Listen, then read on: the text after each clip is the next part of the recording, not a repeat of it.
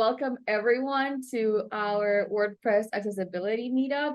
And today we have Dan with Recipe for Accessibility, Limiting Ingredients for Faster Design. Just have a few announcements.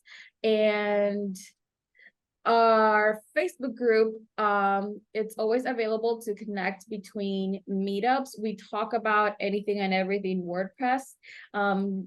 Great resource to get questions asked if you have any issues with accessibility. Our Facebook group is facebook.com/groups/wordpress.accessibility. And we always get asked if the meetups get recorded, and they do. We usually post the recording about a week or so after, because it takes us a while to get corrected transcripts. So you can find upcoming events and past recordings in one place, and that is equalizedigital.com/meetup. And you can join our email list to get news and event announcements, and that's where we announce when meetup recordings get posted, and that is at equalizedigital.com/focus-state. And you can tune into our podcast where we do post the audio version of meetups, and because some people do not want to have the video, so we started posting the meetups there. And the podcast website is accessibilitycraft.com. And we always like to announce that we're seeking additional sponsors for the meetup. The WordPress Foundation does not sponsor live captions or transcripts after the meetup. So we do rely on our amazing sponsors to get those in, or sometimes we just we have to sponsor them ourselves. So if you do want to get more information about sponsoring, or if you have any suggestions for meetups, you can always email us at meetup@equalizedigital.com, and that email goes to me and Amber. Anyone that has been through a few other meetups know who Amber is. Oh no. This is what happens. Hold on. You clicked on the link instead of the next for the slide. Yeah, there we go. Okay. Who we are, we're the organizers of our WordPress accessibility meetup. We're Equalize Digital. I am Paola Gonzalez. I am the content specialist at Equalize Digital, and you usually see Amber Hines here, but she's at a conference this week, so here I am. So we are a certified B Corp, a WordPress VIP agency, and a corporate member of the IAAP, and we have a plugin which is called Accessibility Checker, which scans for accessibility problems and provides reports on the post-edit screen to make building accessible websites easier. And you can find us at equalizedigital.com and on Twitter at equalizedigital. And we want to thank you, our live captioning sponsor. I think I saw Eric in the chat. IvyCAD. IvyCAD helps clients and agencies create, market, and maintain high-performing WordPress websites and web apps that are fast, easy to use, accessible, and get results. Their website curve plans, search engine optimization, and accessibility services help clients grow and succeed without the stress and headaches of doing it alone. And thank you so much, IvyCAD, for sponsoring our live captioning. And you can find, we always encourage people to find them on their website, ivycat.com, or on Twitter, or now called X, at ivycatweb. We have a few upcoming events, and our next meetup, it's going to be accessibility audits for large websites with Natalie McLeese on Monday, October 16 at 7 p.m. Central. Then our next meetup in this time slot is Do More with Less Aria with Michaela Letterman on Thursday, November 2nd at 10 a.m. Central. And we also have component pattern libraries for accessible WordPress experience with Reed Pernock on Monday, November 20 at 7 p.m. Central. And I want to introduce today's speaker, Jen Harris. Jen Harris is the owner of Enfira and organizes the Baltimore WordPress Meetup group. Jen has been featured in podcasts and won the 2022 Member of the Year Award in #1 WordPress community. She's very active in WordPress groups, encouraging other developers and designers. She has been incorporating accessibility into websites for a couple of years now, and is a strong advocate for processes that move accessibility to earlier points in a project and make accessibility easier to understand for novices. So without further ado, Jen Harris, I'm gonna leave the floor open to you, and you can get started with your talk. Yes.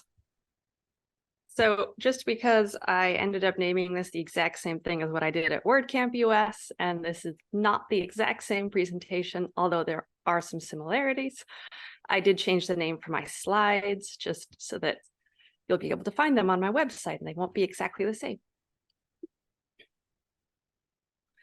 So this presentation is all about how to make accessibility faster. We all know that accessibility can have a huge amount of learning time, just this big amount of startup before you can really get running with your accessibility. So how do we try and reduce that startup as much as we can? So the answer is tools and procedures. This is what pretty much all organizations use to speed things up and make them more reliable. Then we're going to talk about dealing with designers who don't have an accessibility background. And the reality is, almost no designers do. Most designers have absolutely no accessibility background. Most of them have never even heard of it. I have only even met through online a couple of designers who actually do have an accessibility background. So most of the time when I work with them, they have no idea what's going on. So I have to give them a setup so that they can get things right. So first, we're going to talk a little bit about talking to clients, because sometimes we have to kind of get clients on board. Then we're going to get into tools and procedures and put it together. So just briefly about me is I started doing accessibility work in about 2019. And I got introduced through Amber as well as Colleen. And then I got started on this whole project to make accessibility easier for people to get started, because I found that the biggest challenge was that people were asking about accessibility, and the answer was, well, do several courses and then a bunch of actual practical implementation, and 100 hours later, you can get started actually doing it. And that was terrifying for most people. So I have been working to try and make it easier to get going.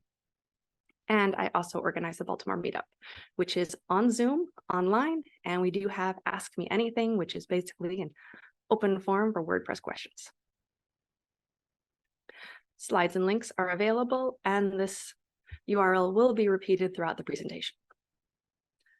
Couple quick definitions. I understand that most of this group does have some accessibility background, but just in case, WCAG are the Web Content Accessibility Guidelines, and they're maintained by W3C, or the World Wide Web Consortium. Currently, it is WCAG 2.1, level AA is what most websites are aiming for, although WCAG 2.2 is about to be released. The good news is it's only adding a couple of criteria. A11Y, this is the abbreviation for accessibility. I believe it came out of Twitter, where they were trying to make everything fit into 150 characters.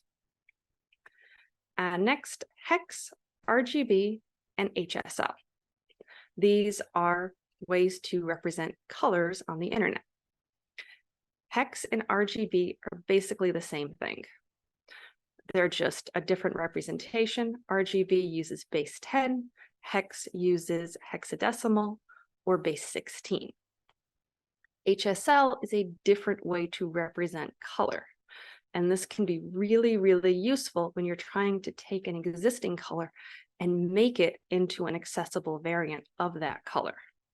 And I love talking about color, and I'm going to try to restrain myself some. So the first thing I want to talk about whenever we're doing accessible design is getting the clients on board. And where I like to start is people aren't perfect. They're just not. And one of the big pushbacks that I get from clients is that they say, it's not my users. Well, it really is your users, because people aren't perfect. Just about everyone encounters a situational, temporary, or permanent disability on a near daily basis. So here's an example from the real world. The world also is not perfect. Just like we aren't perfect, the world isn't perfect. So I like to listen to music while I walk my dog. I'm sure I'm not alone in this.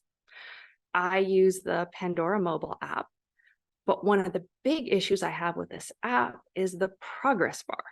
It is only 1 pixel tall. So what starts out as a kind of okay contrast, I've got an image of a kind of darker magenta background with a white progress bar.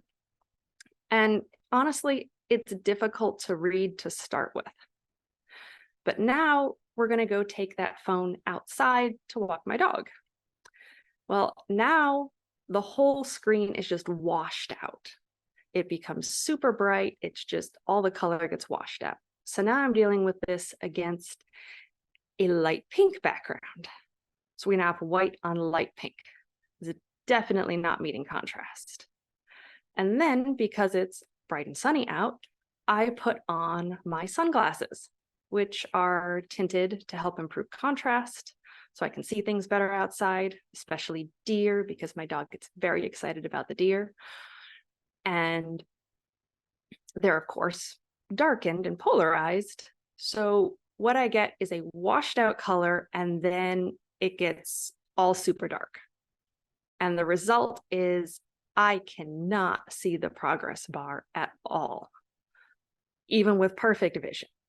What's happening is the world, and the world that I'm interacting with, makes this a very, very imperfect situation. And of course, people in general, lots of people aren't perfect. As an example, about 79% of the US adult population needs vision correction. And these people, they take off their glasses at night. They no longer have their corrected, improved vision. Some people, even with vision correction, don't have perfect vision.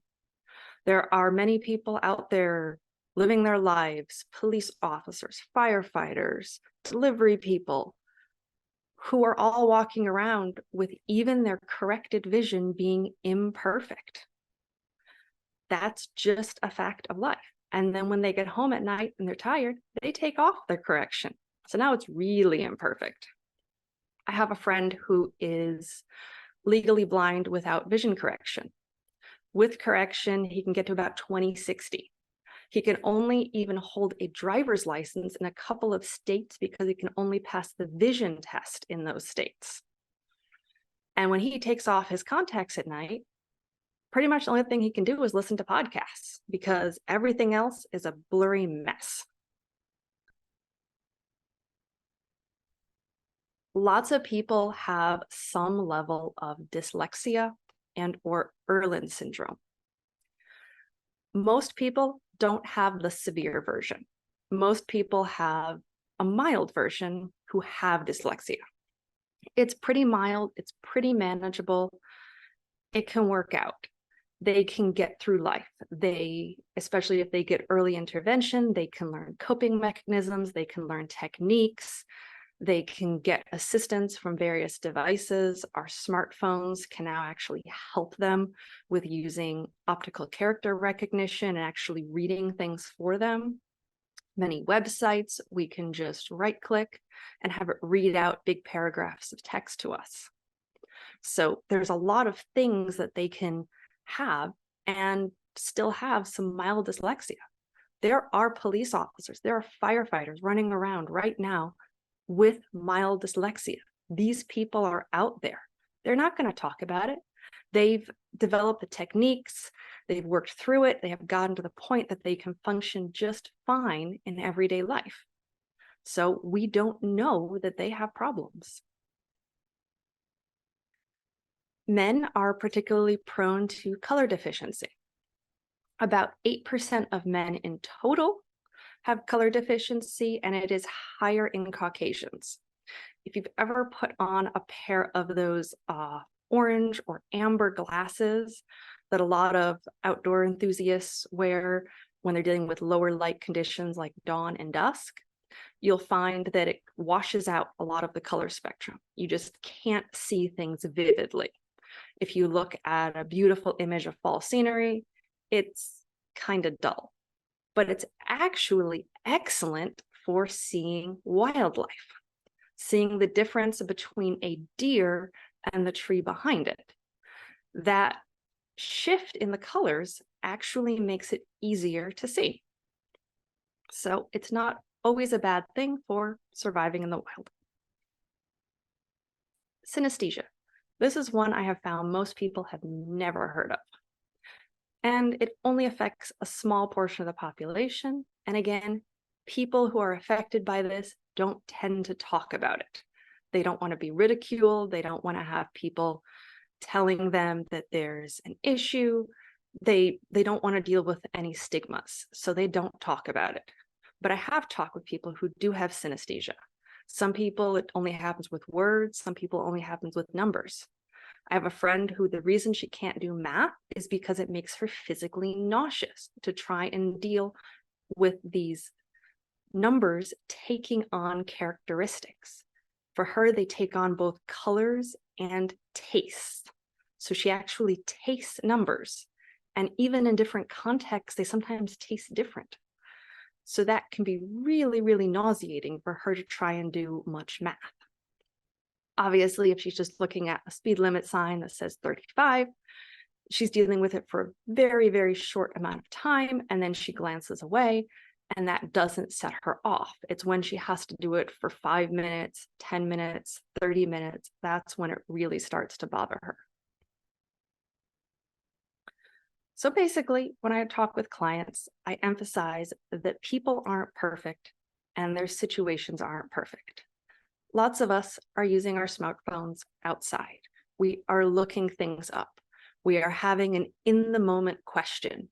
We are having a moment of, oh, I totally forgot to do that. I'm just going to quick grab my phone and order it. Well, you quick grabbed your phone and your lighting situation is terrible. Well, that's real life. Your lighting situation can also be really, really dark and you're trying to stare at a bright screen. And of course, in the real world, we all have help from our environment, other people in our environment. Sometimes they're physically interacting with us, like when we're trying to watch some content with our kids. They could be screaming and yelling in the background, like if we're trying to order pizza while watching the game with someone. There's all sorts of things that can be happening in our environment that are affecting how well we can concentrate and how well we can use something. If you've ever talked to a mom who is trying to hold a baby and do work on a computer, because if they move that baby out of their arms, it's going to wake up and start crying. So they just have to, grab their arms and do what they can. And of course, we sometimes don't feel well. We get the cold, we get a flu, we just get a headache. It's fall and allergies are picking up and I get some sinus headaches here and there. Life just happens and people don't live in a perfect world and they aren't perfect. So we want to design for all of these imperfect people in their imperfect world. Because as I always tell clients, this is the majority of your users. These are your people. They are not perfect, and we need to design for the real world, not the ideal world.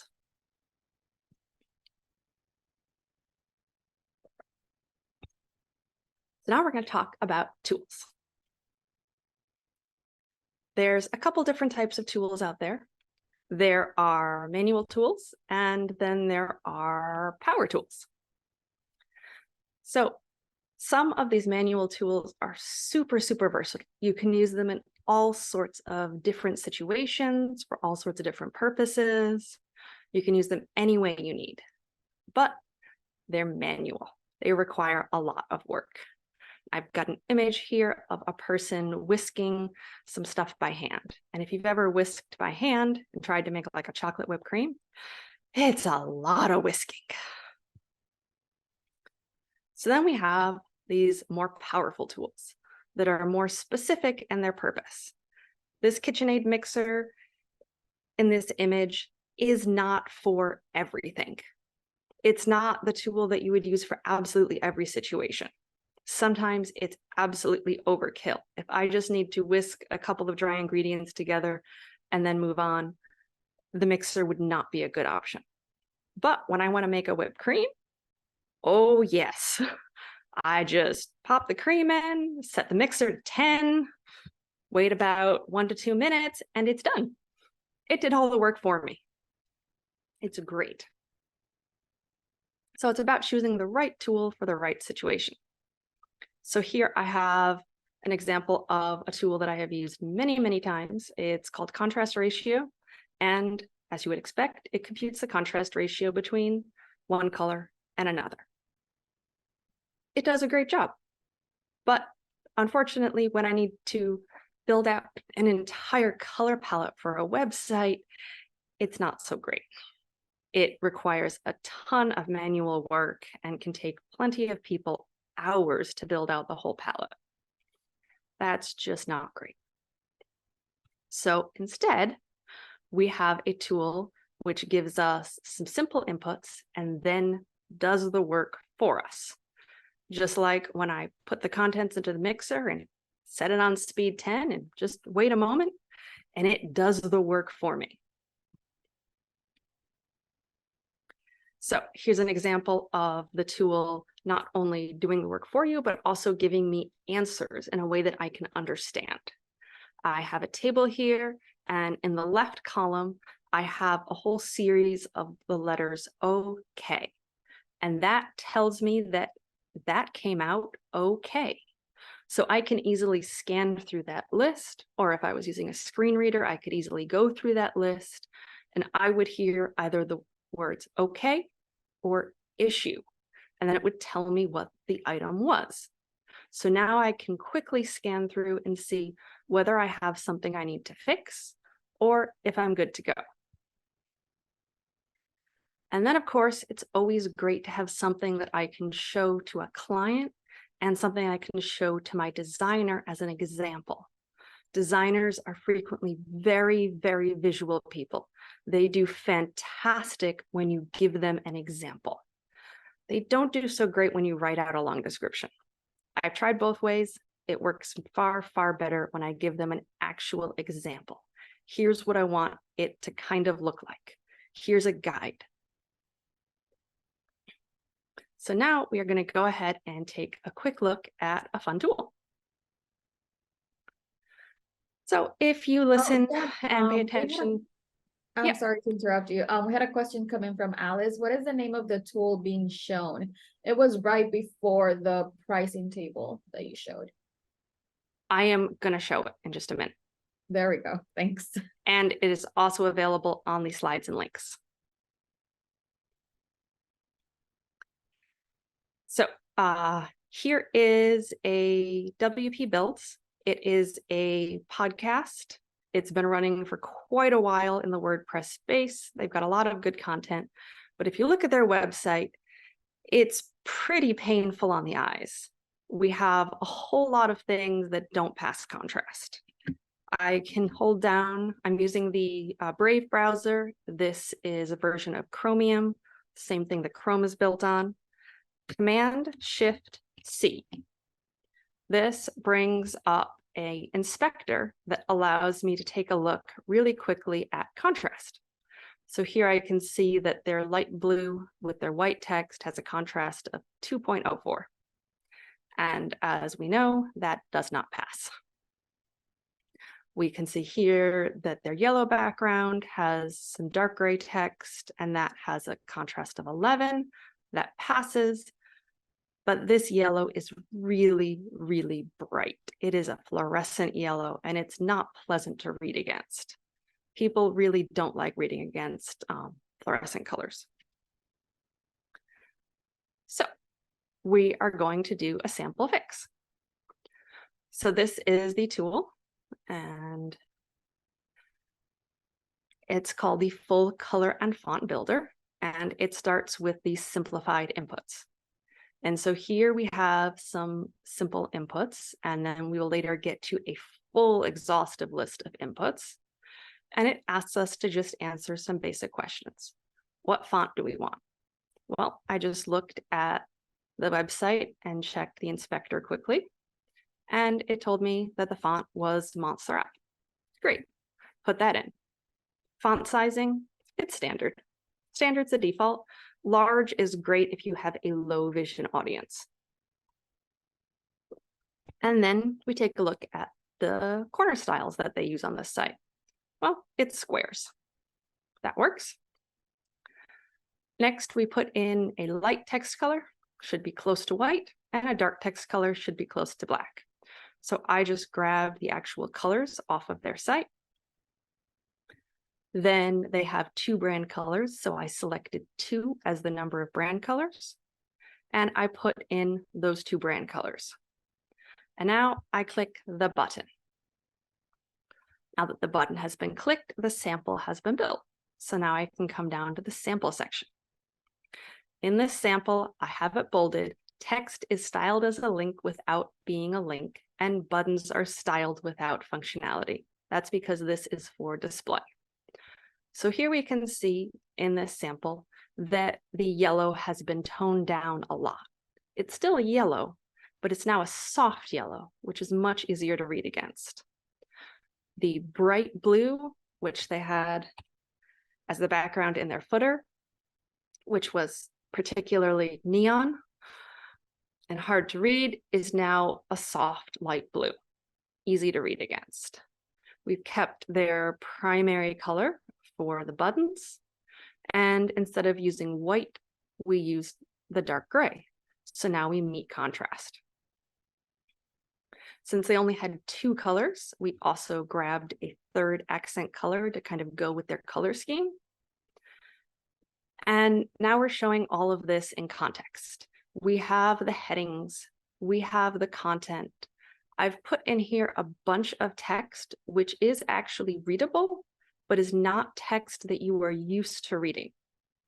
So here we have jinxed wizards pluck ivy from the big quilt. Okay, that's not text that I'm familiar with reading. So it's going to make me work a little bit harder to read it and to understand it. This is particularly good for clients because if they've given you the content, they know their own content. So they're no longer even attempting to read the content because they know it. They know it so well they don't read it anymore. They're only looking at the physical appearance of it. They're no longer looking at, can I actually read it? So giving them this content that they are completely unfamiliar with and asking, can you read it, is a much better test of if it works or not. And then I've got some commonly confused letters and numbers, and one of the most challenging spacing situations, the ILLI, such as willing, billing, and drilling. And I also incorporate a couple other options. I have added some stylization for links so that you can see how those look in context. I've added the dark background based on their colors with their button based on their colors. It's always fun to show kind of a data table. Lots of websites include some form of a data table. Pricing areas. Pricing areas are a really, really common request. Sometimes they're a feature area, but regardless, we get a lot of requests to have areas like this. So we show this out. I particularly like showing pricing areas using divs rather than attempting to actually make it a table, mostly because this allows you to specifically say, here's this option. Here's exactly what it includes. And then you move on to the next option. And then this stacks wonderfully on mobile. And if you're trying to do a compare and contrast, you can say this level includes A, B, and C, but it does not include D, E, and F. And then you can show the next level as including maybe D, E, and F. And so it's really clear, especially with a screen reader, to say what's included and specifically say what's not included. That makes it really easy for people to understand, especially when they're only catching a small glimpse of something, like when they're on mobile.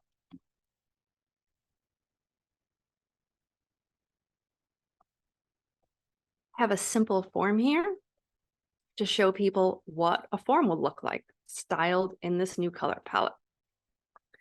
This is also great to give to our designer. Here's exactly how you should style form fields. Here's an example. I have a couple stylizations for testimonials. I'm always being asked by clients to show testimonials or quotes about things. So here's some styling with that. And of course, we have a footer, and footers always include links. Generally, lots of links are in the footer. So here's kind of a common approach to a footer.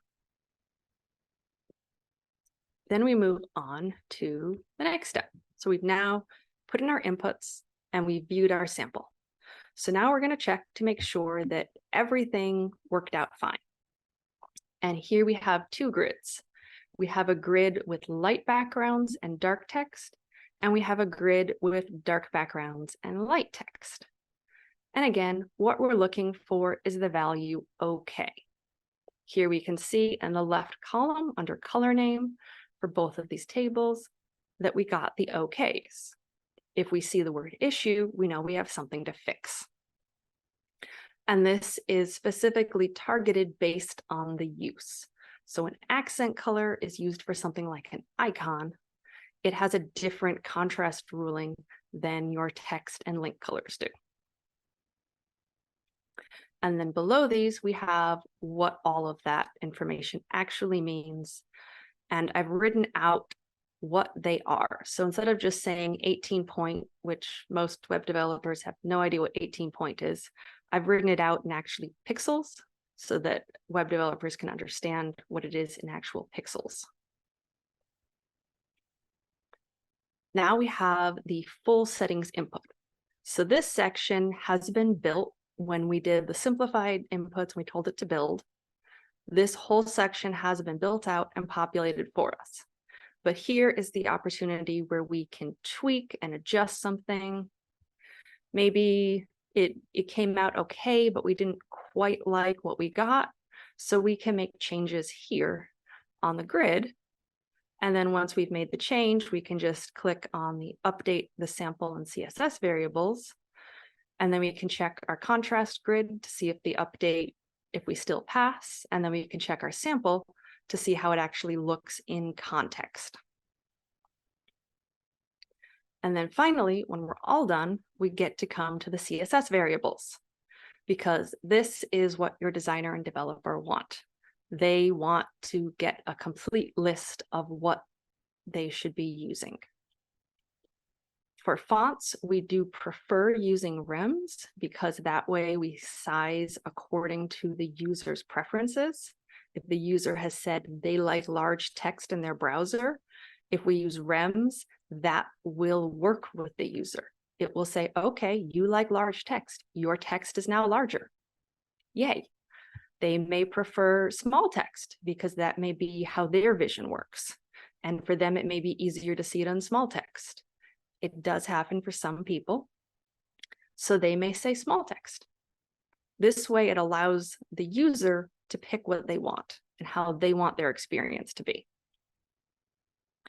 And so we enumerate it out. The pixels are generally much easier for graphic designers to use. They tend to work in pixels. They tend to think in pixels. They tend to build in applications like Photoshop and Figma, where most things are sized in pixels. Jen, we have a question coming in. Yeah. Eamon asked, do you use REMs across the board in font size, leading, kerning? I use REMs for font size. I use EMs for font spacing, and I generally use EMs for font height, line height.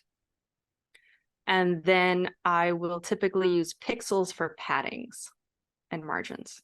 Oh, okay. Yeah, that answered the questions. Thanks.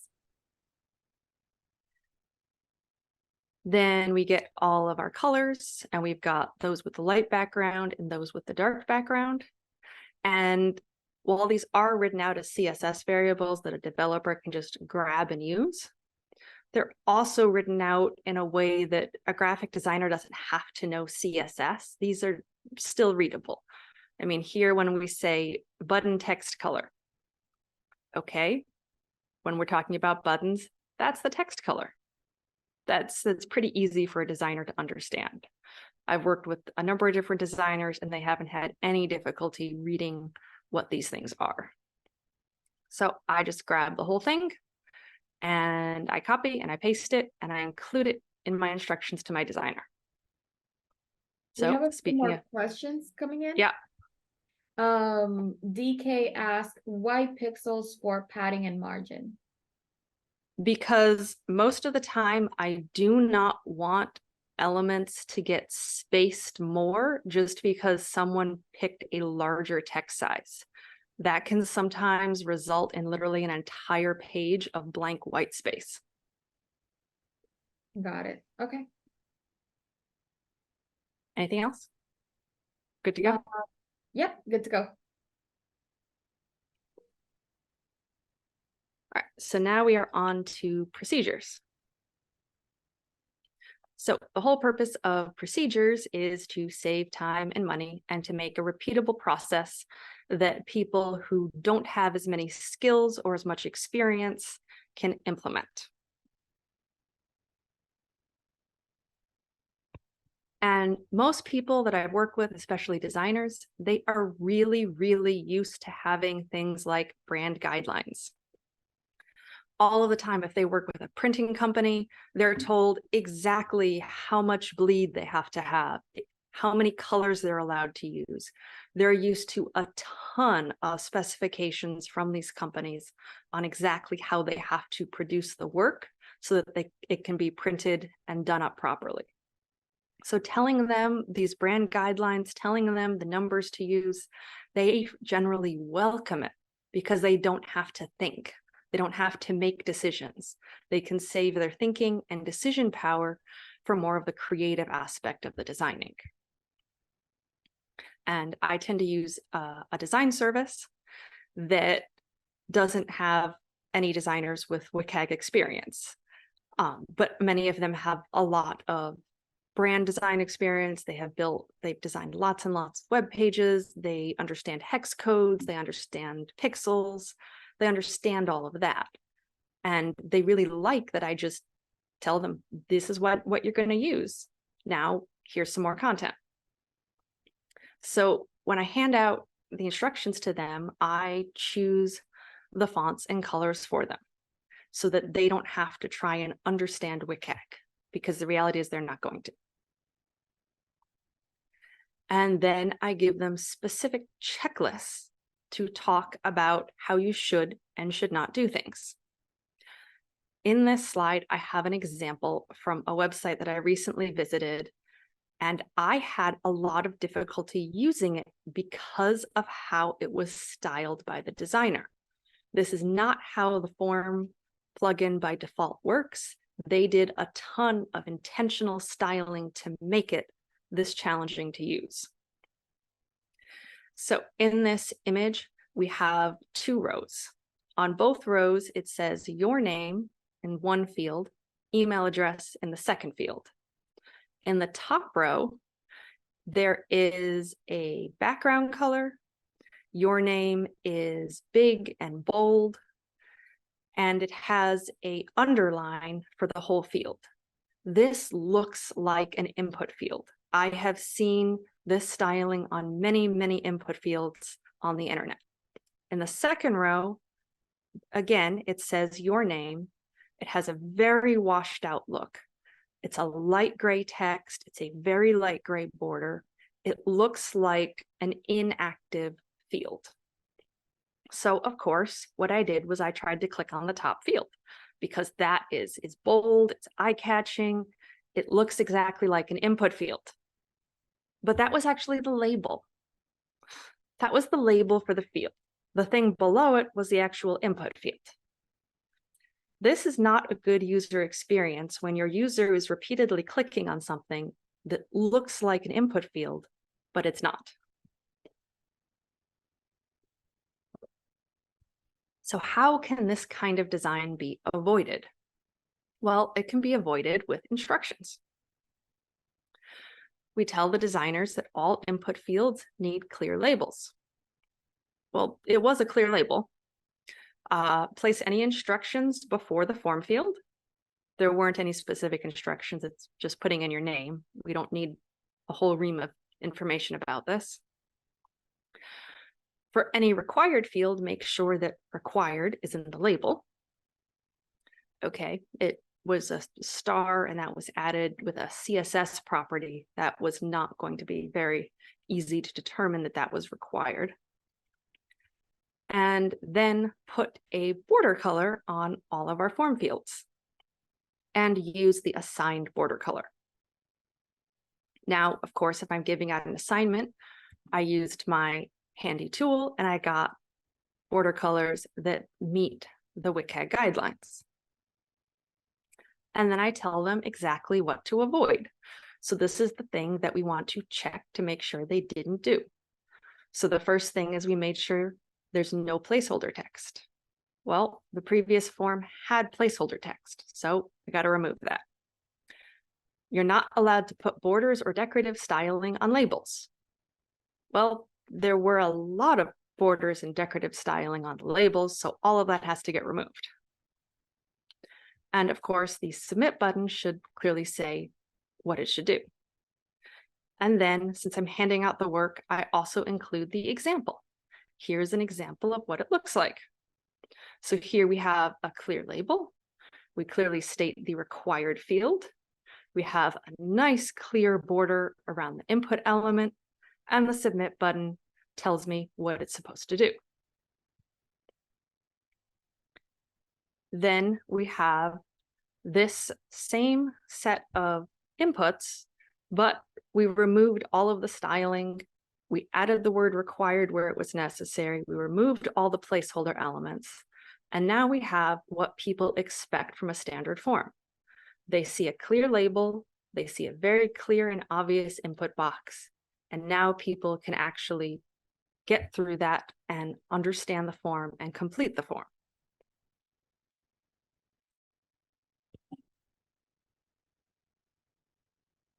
So combining things together.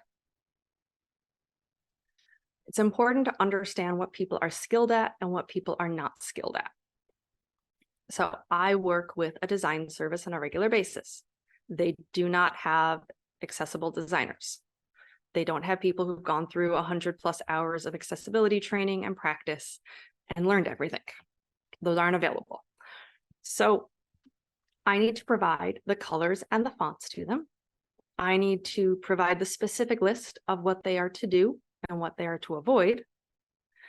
And I need to provide text content for them and images or specific instructions on what text to use. Like if I need 3 paragraphs of lorem ipsum here. Okay, fine.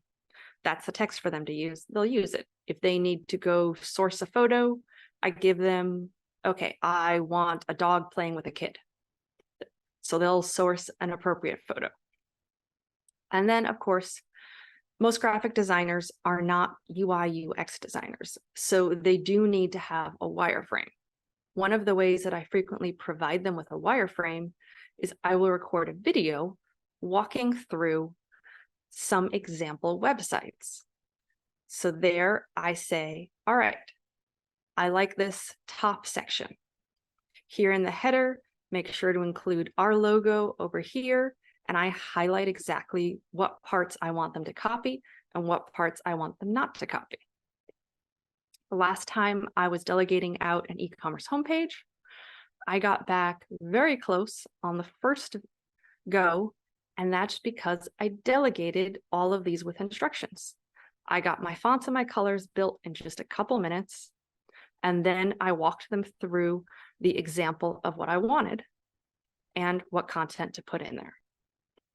It took me about 30 minutes total. This saved me a ton of time and effort, and the designer also enjoyed it because they knew exactly what was expected. The next thing is when presenting designs to clients, because we have clients. Or if we don't have clients, we have stakeholders, we have managers, we have someone we have to show this to at some point.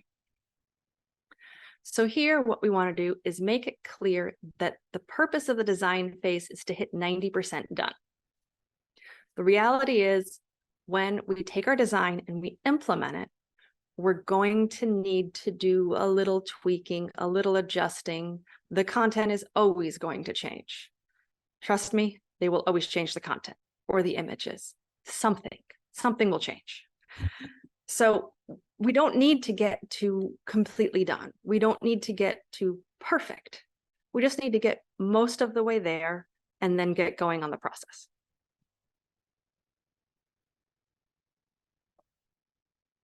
When we're sending out the information to our designers, they need a whole lot more information than just use a particular font.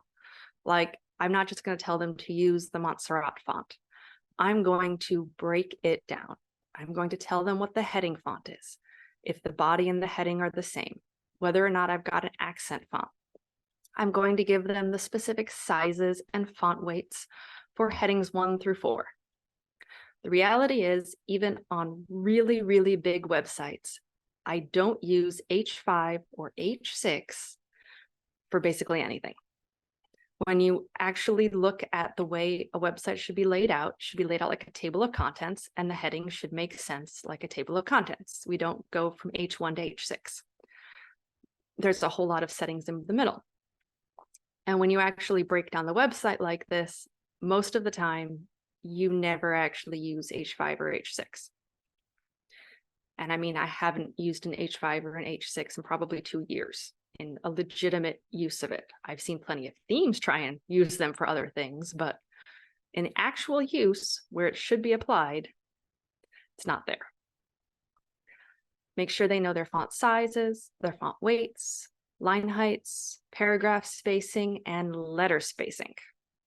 Most of the time, I only add letter spacing to the body font, but occasionally with certain heading fonts, especially if they are narrow fonts, I will add a little bit of font spacing to the headings. And I've found that just a little bit of spacing can make a huge difference in readability. Colors. I have seen so many people come to me with a palette of 2 colors, maybe 5 colors. And they're like, here's the color palette for the whole thing. And I look at it and go, we're going to need a few more colors. Most websites use multiple background colors. They will frequently have a heading font color, and this may or may not be the same as their body font color. They basically always want their links and their link hovers to have colors. We need to have border colors. And usually there's icons and other accents to be incorporated into the site, and those have a number of colors. And of course, buttons and button hover states. And if we have both dark and light backgrounds, which, as you can see from the example site, we have lots of different background colors being used at different points. We got dark backgrounds, light backgrounds, bright backgrounds, couple different colors of light backgrounds. We got a lot of different colors. And you need all of the information for both the light backgrounds and the dark backgrounds. So it's important to be very specific when you're giving out all of these instructions. So again, we give them the rules for their work, and this helps to remove the ambiguity and the decision making. Decision fatigue is absolutely a real thing. People become fatigued when they have to make too many decisions. When they're just following a checklist, it reduces their fatigue and it saves that decision making for things that they are much better suited for. So some examples of things that I do in the instructions are no text over an image, no carousels or sliders. All the buttons will have this background, this border, and this text color. You will put exactly one H1 on each page. You'll set your line spacing for your body text to 1.5. The reason for 1.5 is one of the WCAG criteria is your website must be able to be adjusted to have line spacing of 1.5. Well, honestly, 1.5 line spacing is quite easy to read. So why don't we just do it that way to start, and then we have it taken care of. And then people aren't perfect. Our designers aren't perfect. We aren't perfect. No one's perfect. So it's important to use those same checklists to review your design when you're done. Did they use the correct fonts? Was the correct line and letter spacing used? It was all in the instructions, and I have usually assigned my VA or virtual assistant to go through and do these checks for me before I look at the design. And then, did they use any items on the not allowed list? Again, it's a specific list of things they're told to avoid. So my virtual assistant can just check through and see if there's something from there. So to kind of sum up before we get to the questions, tools and procedures are really, really important to speed up the design process and produce accessible designs. The better and more robust the tool, the faster our process can get. Even many designers without an accessibility background can produce good work. I have delegated it out. I have seen it happen. They can do a good job even without having the background by following the instructions. And we showed some examples of the tools and some examples of procedures. All right, so do we have any questions from the question area? Yes, we do. I'm just Okay. put myself back in. So D asks, I'm getting a lot of client pushback when I suggest not to use sliders. What can I offer as an acceptable alternative? Generally speaking, the alternative to a slider is a static image. And there's actually some research by the Norman Nielsen group, if I remember right, that actually shows that sliders have a much lower interaction rate than a static hero section. People honestly just don't interact with sliders. There was also, I remember seeing one article, the website had a giant slider, 100 pixel font advertising their sale. But because it was a moving slider, the person who was asked to review the site literally couldn't see it. They didn't happen to glance at the slider at the right moment. So their determination after reviewing the page of the website was that there was no sale. The question that was asked to them was, is there a sale? If so, what is the sale? And their response was, there's no sale. They couldn't find it. People are also used to these sliding images being advertisements.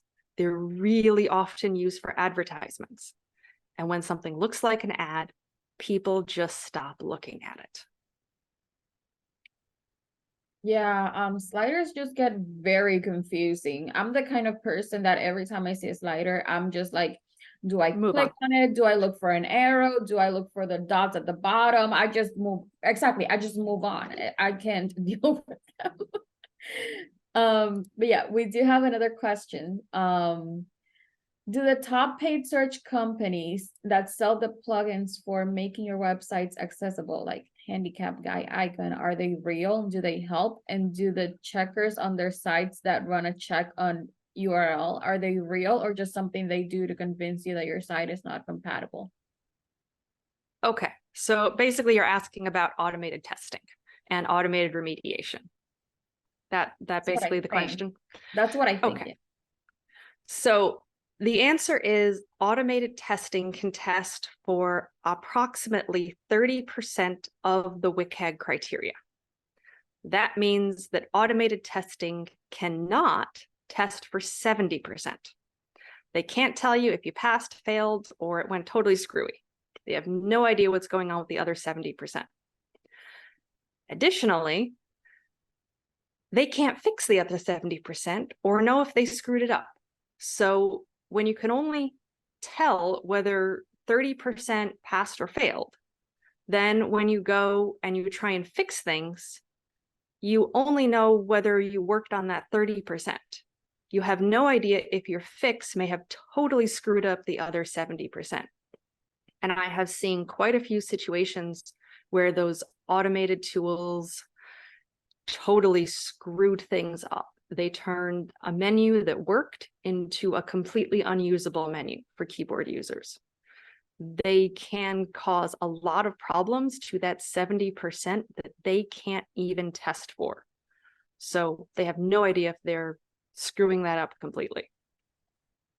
Yeah, Melanie posted a comment about that. Says no plugin is going to fix code, color contrast, or other issues. 100% agree with that. Erica asks, are videos bad too? Like copy stays with the video in the background? So having copy on top of a video background is so incredibly difficult to read. Additionally, videos that go on for more than 5 seconds are required to have a stop button. And trying to actually implement a stop button on a background is really difficult. So the general answer is, if you have text, don't put it on top of a video. The only text that should be on top of a video is something like captions. Captions belong on top of a video. But otherwise, if you have actual content you want people to read, giving them a moving background is basically telling them, don't read this content. Yes.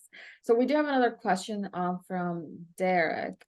He says, would you recommend using a color contrast grid such as, and I'll post the link in the chat, I don't know if you have access to it. It's called Contrast Grid 8 Shades. I've never seen that one, I don't think. There's tons of these contrast grid out there. There's a lot of them.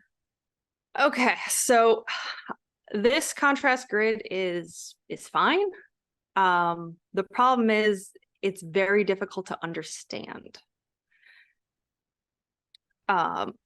You frequently have no idea what on earth you were. So people will start with some of these tools, and then in about 5 minutes, they're like, wait, what did I even use any of this for? They frequently forget what is going on. Now, this does allow for some labeling, which can help, but it's only producing the labels in one column. It doesn't produce them in the second column, or it produces the labels in the rows, but not in the columns. Well, that's fun. The grid moves around when it gets focus. That's an issue. It's not supposed to move when it gets focus. But frequently these things just end up being confusing more than anything else, because it's just, this is a ton of information to try and understand and process. Yeah, it can be overwhelming to see that many things in one page. Exactly. I've found that those grids are just very difficult to comprehend. And then we have another question. Gina asked, what are your thoughts about pop-up windows? Ugh. So modal windows or lightbox windows or pop-up windows can be used, but it's very important that they properly grab the user's focus and keep the user's focus until they're dismissed because they are blocking content. Many of them don't properly get the user's focus. So someone might be using keyboard navigation, a pop-up window shows up, and they are still interacting with what's behind the pop-up. And they can't even access the pop-up. So it's possible to do them well, but they are definitely a challenging element to work with. Yeah, I agree. And Karen asks, is there a checklist of all the things we're talking about here and everything we need to do for accessibility? Of course, it's a checklist. It's called WCAG. It's impossible to read. That's pretty much my answer. I do have some how-to guides and information on my site that are much more specific and closer to the instructions that I showed for the form. Do the following items, don't do the following items. And by your site, you mean the slides and links where you have? Yes, just this big giant URL. Okay, just making sure everyone knows what it is. I think I posted it a couple of times in the chat. I'll post it once again. Yeah, there we go. Okay. Yeah. And someone mentioned in the chat earlier that WCAG 2.2 got released today. So that's interesting. Oh, okay, it got released today. Yeah. When I had checked at the beginning of the month, which was, a whole 4 days ago, they hadn't officially released it yet. So yeah, I had been checking and it was the proposed version that you could see so far.